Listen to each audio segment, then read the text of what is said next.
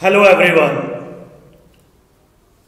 कल क्लास में हमने मोल कॉन्सेप्ट के क्वेश्चंस को स्टडी किया था। आज हम टॉपिक आगे बढ़ाते हैं। आज की क्लास में हम तीन चीजों को स्टडी करेंगे, तीन टॉपिक्स को एक साथ कवर करेंगे। पहला टॉपिक होगा परसेंटेज कंपोजिशन, दूसरा टॉपिक होगा एम्पिरिकल फॉर्मूला और साथ में एम्पिरिकल फॉर्मूला के एक और टॉपिक आता है मॉलिक्यूलर फॉर्मूला। मतलब एम्पिरिकल फॉर्मूला मॉलिक्यूलर फॉर्मूला साथ साथ चलेंगे। तो शुरुआत हम करेंगे परसेंटेज कंपोजिशन से। तो समझ में आ गया, आपके दो मेन टॉपिक हैं। परसेंटेज कंपोजिशन अलग है, एम्पिरिकल और मॉलिक्यूलर फॉर्मूला दोनों एक साथ हैं। तो परसेंटेज कंपोजिशन पहले पढ़ेंगे, फिर एम्पिरिकल एंड मॉलिक्यूलर फॉर्मूला। अब क्वेश्चन है परसेंटेज कंपोजिशन होती क्या है। मान लीजिएगा हम आपको एक मॉलिक्यूल देते हैं,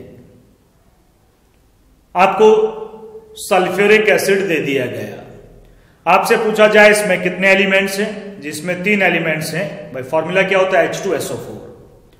3 एलिमेंट्स हैं, हाइड्रोजन सल्फर ऑक्सीजन। तो इस मॉलिक्यूल के अंदर हाइड्रोजन की परसेंटेज क्या है, सल्फर की परसेंटेज क्या है, ऑक्सीजन किस परसेंट में है।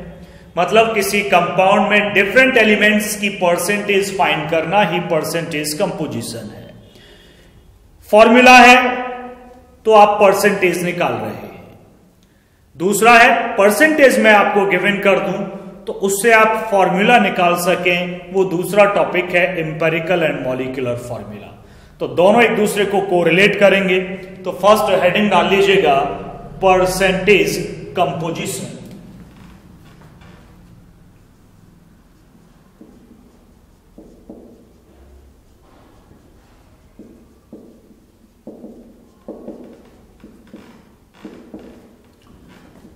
परसेंटेज कंपोजिशन, एम्पिरिकल और मॉलिक्यूलर फॉर्मूला की हम बात बाद में करेंगे। परसेंटेज कंपोजिशन ये तो मैंने क्लियर कर ही दिया है।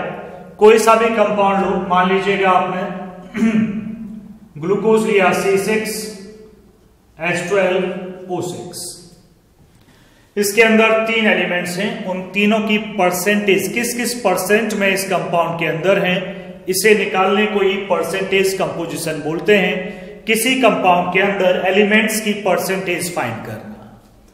अगर 3 है तो 2 की निकाल लीजिए, बाकी को 100 से माइनस कर दीजिए। 2 ही एलिमेंट, एक को निकालो, 100 से माइनस कर दो, दूसरी आ जाएगी, क्योंकि टोटल सबका 100 के बराबर है।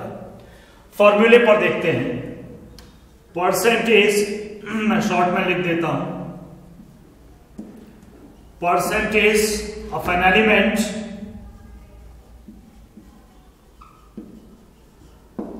in a compound equal to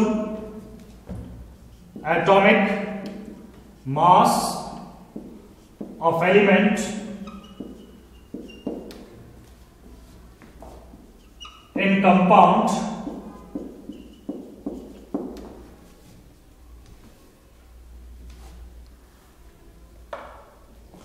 atomic mass of element in compound divided by molar mass of compound into 100, चूंकि परसेंटेज आपको ये फाइंड करनी है। तो ये फॉर्मूला है। इस फॉर्मूले को आप बॉक्स में बंद कर लीजिएगा। इसी से आप सारे क्वेश्चंस करेंगे परसेंटेज कंपोजिशन के। मैं हटाता हूं इसको और हम स्टार्ट करते हैं क्वेश्चंस करना। देखिएगा, नोट कर लीजिएगा, हटा रहे हैं हम इसको।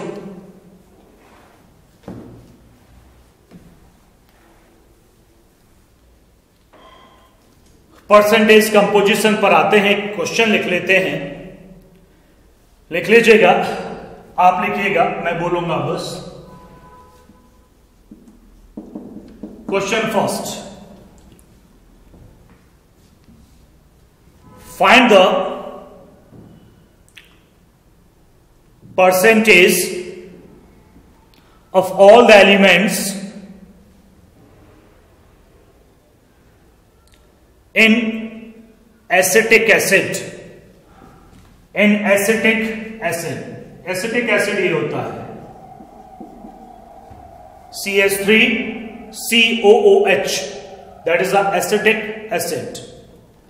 तो मोलर मास हम इसका निकाल लेते हैं, जरूरत होगी हमें। कार्बन 12,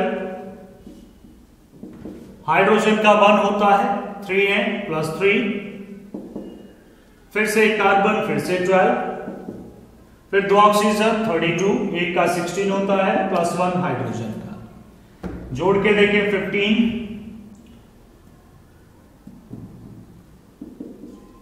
60 होना चाहिए, एक बार चेक कर लीजिएगा। 24 ये 12 12 24 और 3 27, 28, 29 30 और 30 60। चलिए, इसमें 3 एलिमेंट्स हैं, सॉरी 3 तरह के एलिमेंट्स हैं। कार्बन है, हाइड्रोजन है और ऑक्सीजन है। कार्बन के 2 एटम्स हैं, हाइड्रोजन के 4 एटम्स हैं, ऑक्सीजन के 2 एटम्स हैं। तो पहले परसेंटेज कार्बन के निकालते हैं। Percentage of carbon equal to atomic weight of carbon divided by molar mass of compound into 100। यही फॉर्मूला था, देखिएगा। एटॉमिक मास ऑफ कार्बन, ये कार्बन है, ये कार्बन, इसमें 2 एटम कार्बन के, तो दोनों का कंबाइन करके एटॉमिक मास लेना है। एक का होता है 12, तो 2 का हो गया 24। 24 डिवाइडेड बाय मोलर मास कितना है 60 इंटू 100। 0 से 0 कैंसिल, 6 4 जा 24। कार्बन की परसेंटेज 40%। समझ गए होंगे आप।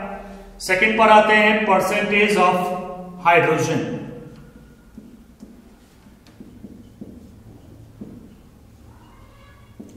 फॉर्मूला वैसे ही बनेगा, एटॉमिक मास ऑफ हाइड्रोजन आ जाएगा divided by molar mass of the compound. में डायरेक्ट अप्लाई कर रहा हूं, आप पूरा फॉर्मूला लिख के करें। एटॉमिक मास ऑफ हाइड्रोजन का निकाल रहे हैं, तो हाइड्रोजन 3 एटम, ये 4 एटम है तो 4 हो गया, एक का एक ही होता है भाई, डिवाइडेड बाय 60 इंटू 100। जो भी डिवाइड करके आए लिख दीजिएगा। 0 से 0 कैंसिल, या 40 डिवाइडेड बाय 6 मतलब 20 डिवाइडेड बाय 3,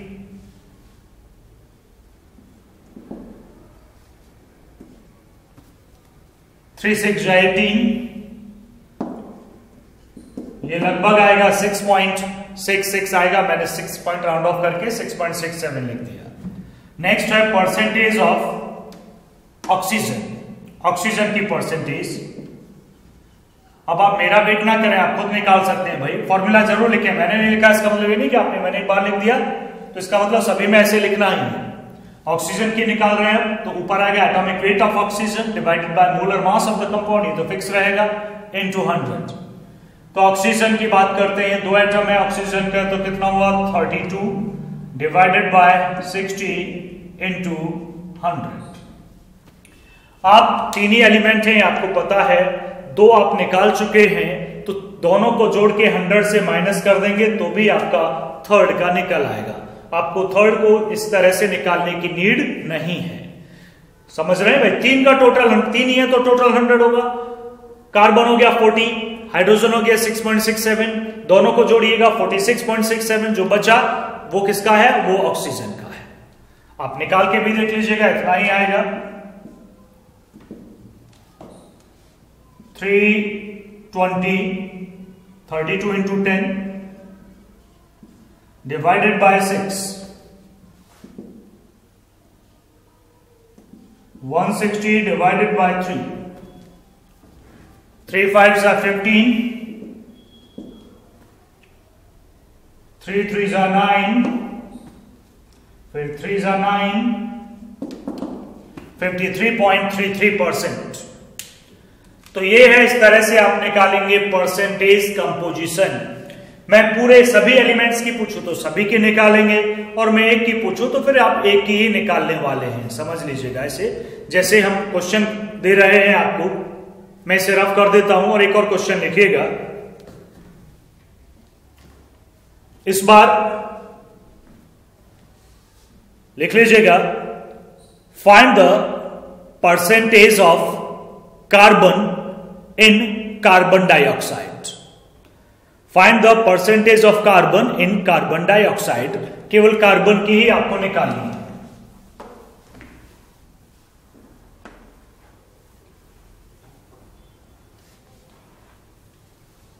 क्वेश्चन सेकंड है ये आपका,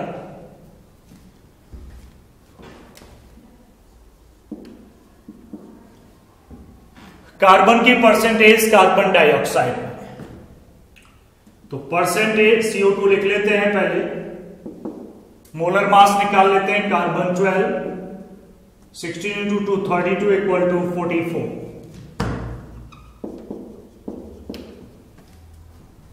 परसेंटेज केवल कार्बन की निकालनी है, percentage of carbon equal to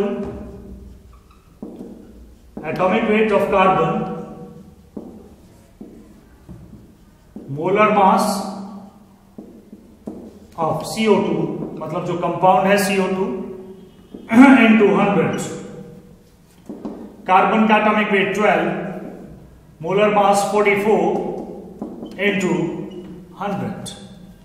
तो एक ही निकालिएगा, वो क्या दोनों की भी, चूंकि दो ही हैं तो जो आए उसे 100 से माइनस कर दीजिएगा, ऑक्सीजन की आ जाएगी, या इस फॉर्मूले से भी आप निकाल सकते हैं।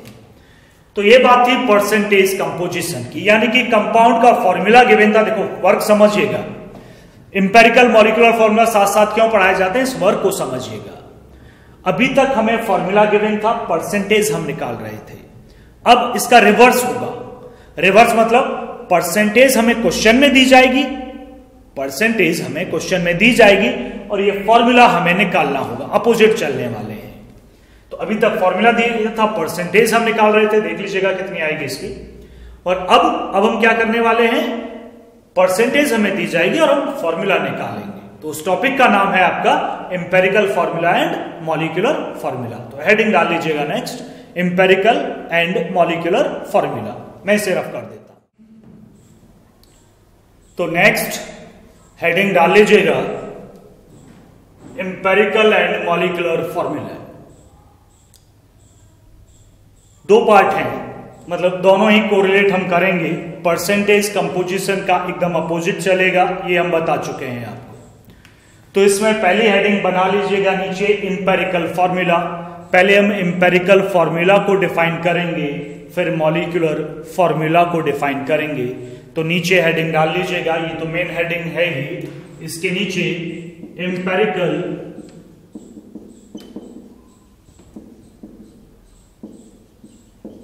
फॉर्मूला।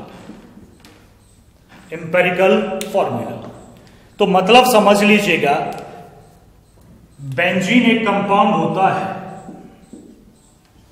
सुना हो में भी। मॉलिक्यूलर फॉर्मूला है C6H6, that is the molecular formula C6H6। इस कंपाउंड में दो एलिमेंट है, एक कार्बन और एक हाइड्रोजन।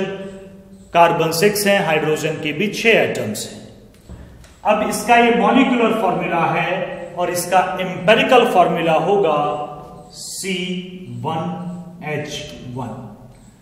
1 लिखने की नीड नहीं होती तो CH। वैसे ही एक कंपाउंड है इथेन C2H6, इसका ये मॉलिक्यूलर फॉर्मूला है, इसका एम्पेरिकल फॉर्मूला क्या होगा CH3। C1H3 मतलब CH3। तो क्वेश्चन है मीनिंग है क्या एम्पेरिकल फॉर्मूला का, जिसकी हम यहां बात कर रहे हैं। तो मीनिंग है, जो मॉलिक्यूलर फॉर्मूला होता है उसमें जो डिफरेंट एलिमेंट्स के जो एटम्स होते हैं उनका जो रेशो होता है वो एग्जैक्ट होता है, एक्चुअल रेशो होता है। लेकिन एम्पेरिकल फॉर्मूला में उन्हीं डिफरेंट एलिमेंट्स के एटम्स का सिंपलेस्ट होल नंबर रेशो होता है। बस 6 था तो हमने सिंपल होल नंबर रेशो में उसे बदल दिया। सिमिलरली हमने यहां किया। तो एम्पेरिकल फॉर्मूला कुछ भी नहीं है, सिंपल सा है, देखिएगा।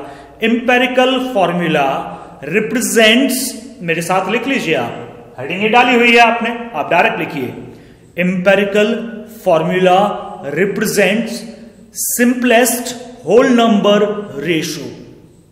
मैंने क्या बोला? Empirical formula represent simplest whole number ratio of different atoms of different elements in a compound, in a molecule of a compound.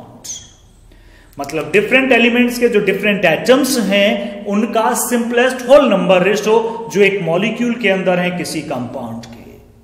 तो लिख लिया होगा आपने डेफिनेशन, एग्जांपल में लिख लीजिएगा। For example, molecular formula of benzene is C6H6 and it's empirical formula is CH। 1 लिखने की जरूरत नहीं, C1H1 एक ही बात है, CH। Similarly molecular formula of ethane that is C2H6 and its empirical formula is CH3। अब आगे कुछ और एग्जाम्पल भी लेते हैं, देखिएगा। एक और मैं कंपाउंड लिखता हूं, कंपाउंड है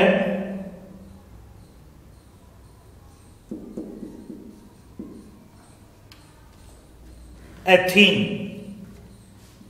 C2H4। अब आप इसका एम्पेरिकल फॉर्मूला लिखिए, अपने आप लिख लीजिएगा और मैच कर लीजिएगा। लिख लिया होगा अभी तक, तो सिंपल है। मैं भी लिखता हूं, इससे 2:4 में है, मैं इसे सिंपल होल नंबर रेशियो में मुझे बदलना है। तो 2 से ये डिवाइड हो जाएगा तो C1H2, सिंपली CH2। 1 लिखने की नीड नहीं होती, आप डायरेक्ट क्या बोल सकते हैं इसे? CH2। CH2 is the empirical formula of C2H4। ध्यान दीजिएगा, कई सारे मॉलिक्यूलर फॉर्मूला, जो कई सारे कंपाउंड्स होते हैं जिनका मॉलिक्यूलर फॉर्मूला अलग अलग होता है, लेकिन उनका एम्पेरिकल फॉर्मूला सिमिलर हो सकता है। जैसे एक बेंजीन है C6H6, जैसे एथाइन है C2H2, इसका एम्पेरिकल फॉर्मूला CH, इसका भी एम्पेरिकल फॉर्मूला CH, दोनों का एम्पेरिकल फॉर्मूला सिमिलर। तो ऐसे कई सारे कंपाउंड्स हो सकते हैं डिफरेंट जिनका मॉलिक्यूलर फॉर्मूला, जब अलग कंपाउंड है तो मॉलिक्यूलर फॉर्मूला भी डिफर होगा, लेकिन उनका एम्पेरिकल फॉर्मूला सिमिलर हो सकता है। चलिए, ये तो बात रही एम्पेरिकल फॉर्मूले की। अब बात करते हैं मॉलिक्यूलर फॉर्मूला। तो अब एम्पेरिकल की जगह यहां डाल लीजिएगा इसी तरह की हेडिंग, छोटी हेडिंग नीचे, मॉलिक्यूलर फॉर्मूला।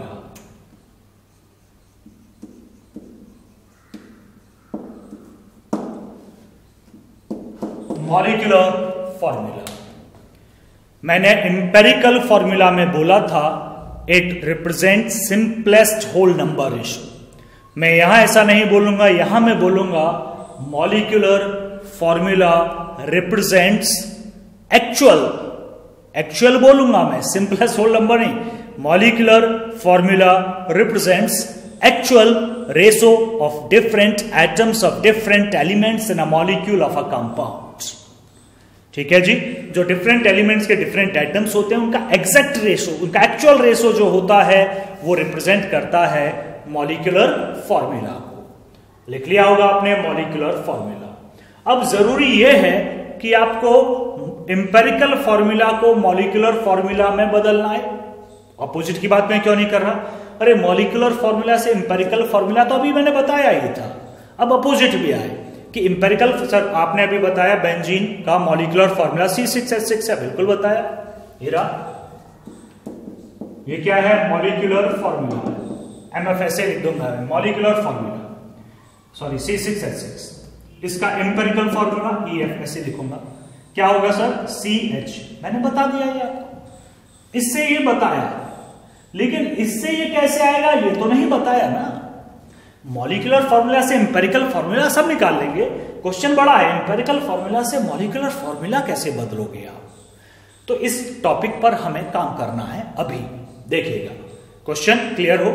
एम्पेरिकल फॉर्मूला को सर मॉलिक्यूलर फॉर्मूला में बदलना है। हाँ जी, ध्यान दीजिएगा।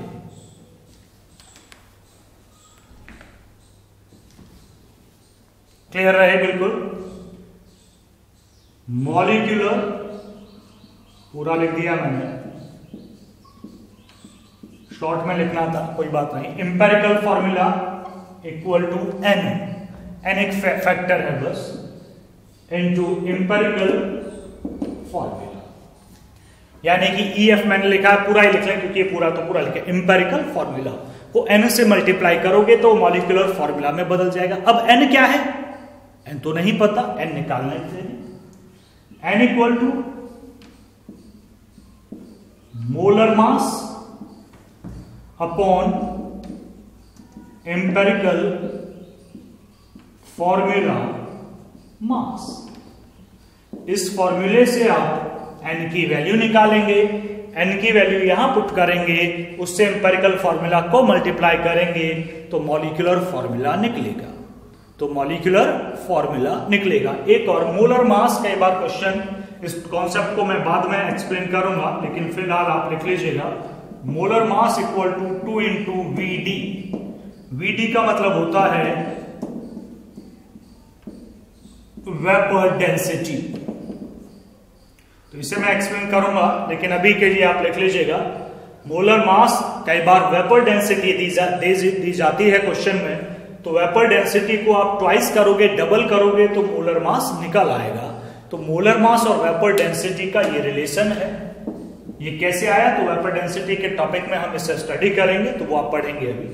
तो अभी तो आप डायरेक्ट यूज करिएगा।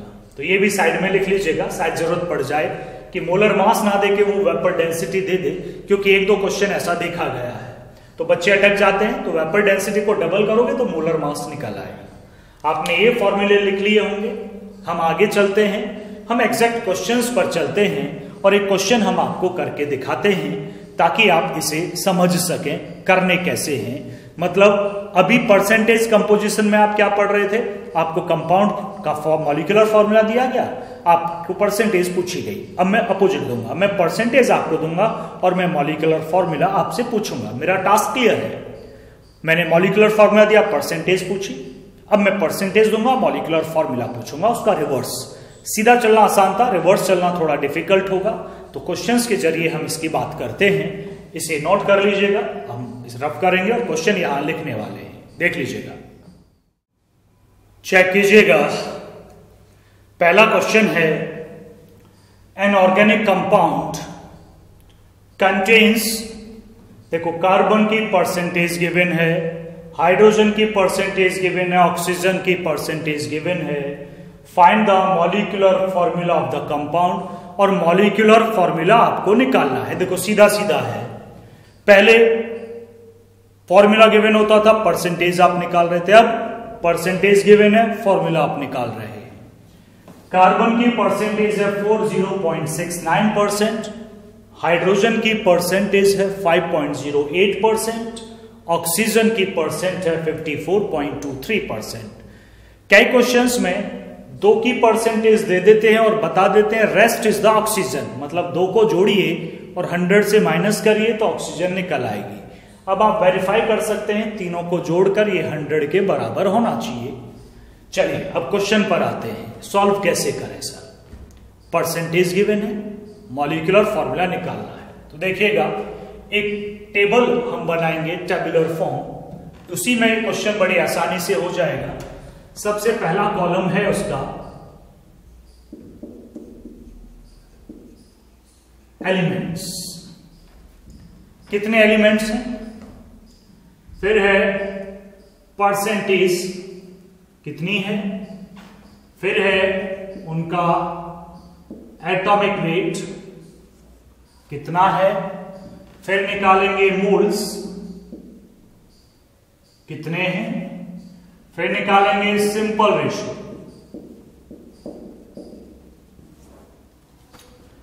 समझिएगा,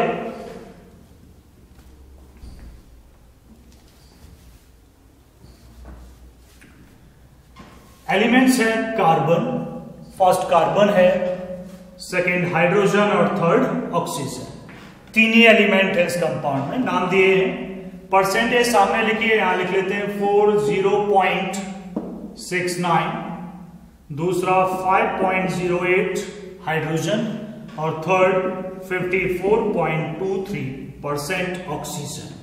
हमने तीनों की परसेंटेज क्वेश्चन से यहां लिख दी है।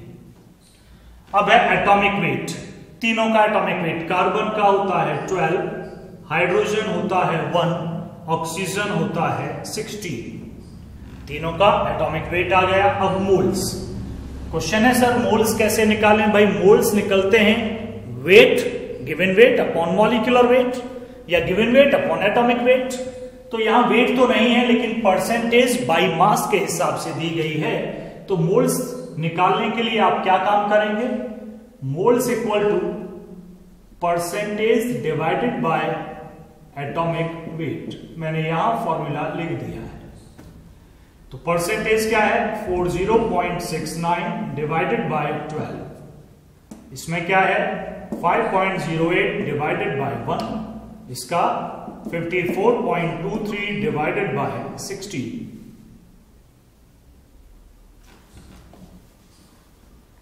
थोड़ा कॉलम बड़ा कर लेते हैं। अब डिवाइड करते हैं। भाई डिवाइड करने के लिए मैं कैलकुलेटर का यूज करूंगा, आप नहीं करेंगे, ध्यान दीजिएगा, आपको खुद करने हैं। मेरा समय बच जाएगा 40.69 डिवाइडेड बाय 12, यह आया 3.39।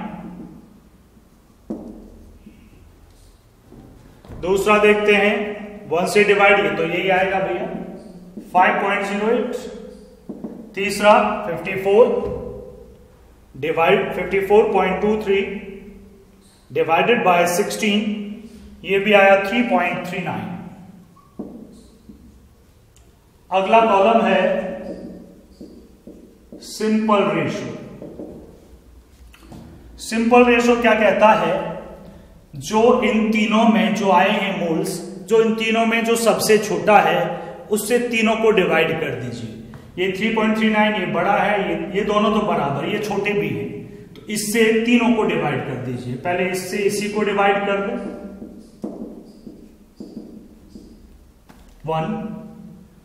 5.08 डिवाइडेड बाय 3.39, देखेंगे क्या आया? 3.39 डिवाइड बाय 3.39 1। अब एक बचा है, उसे भी देखते हैं क्या आएगा भाई डिवाइड करके। 5.08 डिवाइडेड बाय 3.39, ये आया जी 1.49। में राउंड ऑफ करके 1.5 लिख लेता हूं। ये सिंपल रेशो तो हो गया, लेकिन ध्यान दीजिए ये होल नंबर रेशो नहीं बन पाया है। तो फिर एक और कॉलम पर हमें जाना पड़ेगा।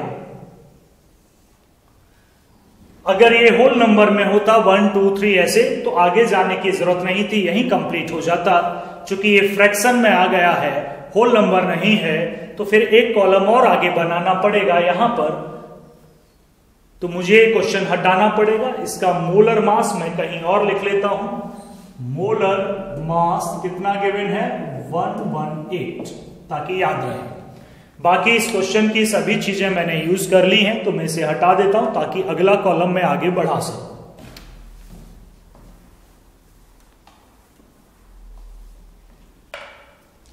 अगला है सिंपल होल नंबर रेशियो। मतलब इसे फ्रैक्शन से होल नंबर में बदलना है, तो आप इसे किससे मल्टीप्लाई करेंगे कि एक होल नंबर में बदल जाए?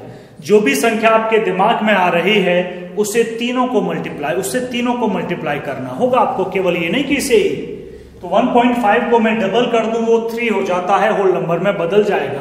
तो मुझे सभी को 2 से मल्टीप्लाई करना होगा। 2 से मल्टीप्लाई बाय 2, ये 2 हो जाएगा, ये 3 और ये 2 हो गया। आपका होल नंबर रेशियो आ गया, सिंपल होल नंबर रेशियो। देखिएगा इंपेरिकल फॉर्मूला है, मैं नीचे लिख देता हूं। इंपेरिकल फॉर्मूला जो ये ऐसे निकला, ये इंपेरिकल फॉर्मूला है। कार्बन 2 आए, हाइड्रोजन 3 आए, ऑक्सीजन 2 आए, क्योंकि ये सिंपल रेशो है। ये सिंपल होल नंबर रेशो और सिंपल होल नंबर रेशो किसकी डेफिनेशन थी? इंपेरिकल फॉर्मूला की, मॉलिक्यूलर फॉर्मूला की नहीं थी। तो इंपेरिकल फॉर्मूला तो हमने निकाल लिया है, O2 C2H3O2। इसे अब हमको बदलना है मॉलिक्यूलर फॉर्मूले में। लेकिन मॉलिक्यूलर फॉर्मूला याद करिए, फॉर्मूला भी लिखवाया था, वो तो n से मल्टीप्लाई करना पड़ता है। तो पहले n निकालना होगा। n क्या होता है? n देखते हैं, n equal to molar mass divided by empirical formula mass. Molar mass कितना है? 118, मैंने यहां लिख लिया था 118 डिवाइडेड बाय एम्पेरिकल फॉर्मूला, ये रहा इसका मास। कार्बन 2 है, 12 इंटू 2 24, 24 और 3 27 और 32, देख लेते हैं मुझे 27 और ऑक्सीजन 2 है 32, 59। 59 से 118 को डिवाइड करोगे तो 2 आएगा, तो n की वैल्यू हो गई 2। तो मॉलिक्यूलर फॉर्मूला इक्वल टू था n into empirical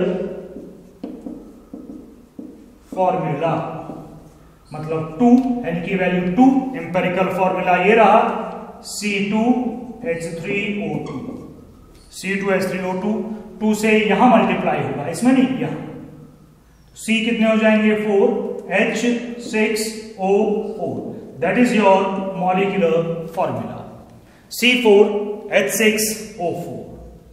exact ratio, simplest ratio, empirical formula, molecular formula. तो इस तरह से वर्क होगा। टेबल जरूरी नहीं है कॉलम आए, अगर यही होल नंबर आएंगे तो आगे के कॉलम की नीड नहीं है। तो इस तरह के ये क्वेश्चंस हैं। हम एक क्वेश्चन और करवाते हैं, फिर हम आपको देते हैं। क्वेश्चन नंबर 2 को देखिएगा, उसी टाइप का है और ये एनसीईआरटी से लिया गया है। आई थिंक एनसीईआरटी का एक एग्जाम्पल है, तो देख लीजिएगा। एनसीईआरटी में करने का तरीका अलग सा है। हमने टेबुलर फॉर्म जो बताई है सबसे बेस्ट तरीका है, सभी टीचर से ही बताते हैं, मतलब ये नहीं कि कुछ बहुत नया है, नॉर्मल है। अ कंपाउंड कंटेन्स हाइड्रोजन, ये कार्बन, ये क्लोरीन, ये find its molecular formula if it's molar mass is 99 ग्राम पर मोल। एक्यूरेट 99 है। मॉलिक्यूलर फॉर्मूला आपको फाइंड करना है। 3 एलिमेंट्स यहां प्रेजेंट हैं, हाइड्रोजन, कार्बन एंड क्लोरीन। तीनों की परसेंटेज यहां गिवन है। हम उसी टेबल को फॉलो करेंगे। सबसे पहला कॉलम था उसमें एलिमेंट्स।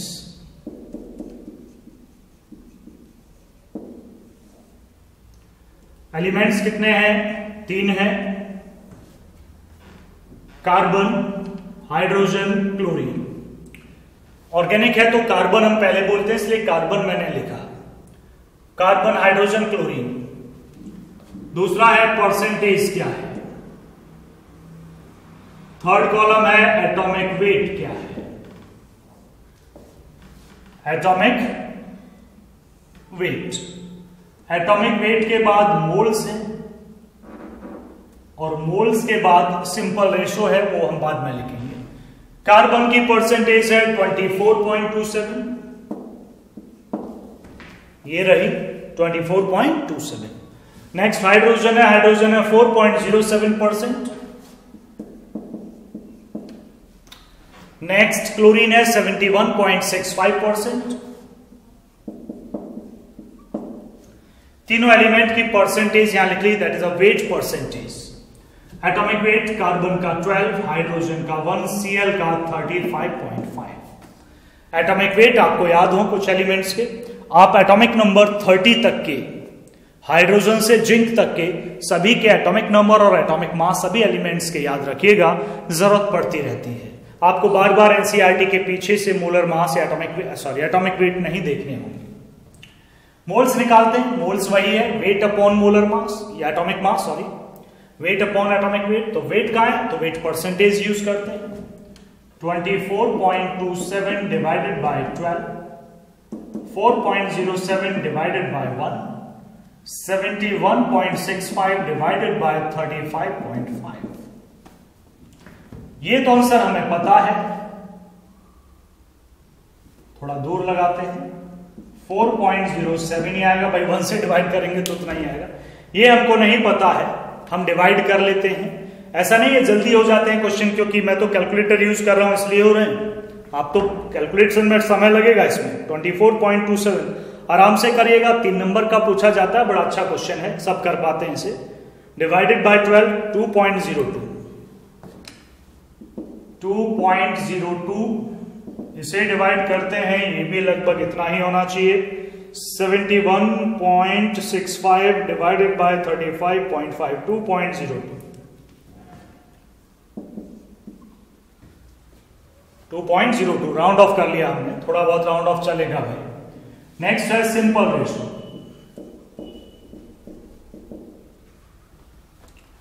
सिंपल रेशो, जो सबसे छोटा हो उससे सबको डिवाइड कर दो। 2.02 यही सबसे छोटा, इससे सभी को डिवाइड कर दिया, इसे भी कर दिया। 4.07 डिवाइड बाय 2.02, 2.02 डिवाइड बाय 2.02, ये 1 आया, ये भी 1 आया और ये 2 आया। देख लीजिए 2 ही आएगा लगभग। 2 से मल्टीप्लाई करो 4.04, लगभग बराबर है। तो कार्बन हो गया 1, हाइड्रोजन हो गए 2 और Cl भी हो गया 1। ये कौन सा फॉर्मूला है? ये है एम्पिरिकल फॉर्मूला। C1H2Cl1, 1 लिखना नीड नहीं है, तो आप CH2Cl भी लिख सकते हैं। लेकिन क्वेश्चन में दिया है मोलर मास, दिया है मॉलिक्यूलर फॉर्मूला निकालना है, तो आप n की वैल्यू निकाल लीजिएगा।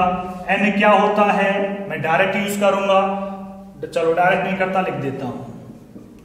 Molar mass divided bye empirical formula mass.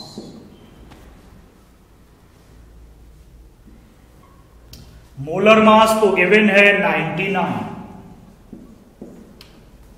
Empirical formula mass यहां से निकालते हैं। कार्बन 12, 2 हाइड्रोजन का 2 हो गया 35.5, Cl का 35.5, 12 प्लस 2 14, चलिए 2 प्लस 2 4 और 5 9 हो गए 49.5, 49.5।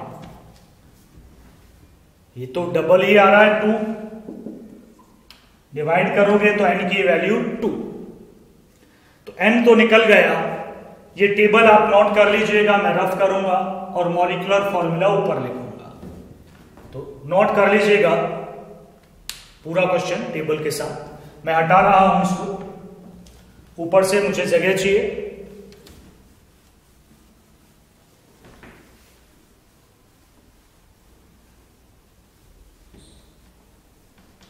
देखिएगा, molecular formula equal to n into empirical formula. n की वैल्यू 2 है, एम्पेरिकल फॉर्मूला है CH2Cl, CH2Cl, 2 से मल्टीप्लाई करो C2H4Cl। यह है आपका मॉलिक्यूलर फॉर्मूला। अब आप समझ गए होंगे इन क्वेश्चंस को, क्लियर हो गया होगा। मैं कुछ क्वेश्चंस आपको दे देता हूं करने के लिए होमवर्क। अपना होमवर्क चेक करिएगा, 2 क्वेश्चंस आपको करने हैं। पहला है compound contains nitrogen equal to 25.94% and oxygen equal to 74.06%, find the empirical formula. चूंकि इसमें मोलर मास गिवन नहीं है तो आप मॉलिक्यूलर फॉर्मूला निकाल नहीं पाएंगे, और क्वेश्चन में पूछा भी नहीं गया है क्योंकि मोलर मास दिया नहीं गया है, तो क्वेश्चन में एम्पिरिकल फॉर्मूला ही निकालना है और उसके लिए मोलर मास की जरूरत नहीं होती है।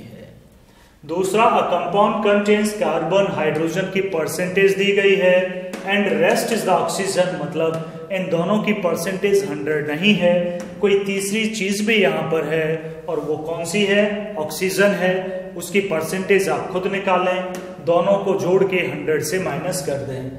फाइंड द मॉलिक्यूलर फॉर्मूला, यहां मॉलिक्यूलर फॉर्मूला निकालना है क्योंकि मोलर मास गिवन है। ये 2 क्वेश्चंस आपके हैं। इसी के साथ आपका percentage composition, empirical and molecular formula topic complete होता है।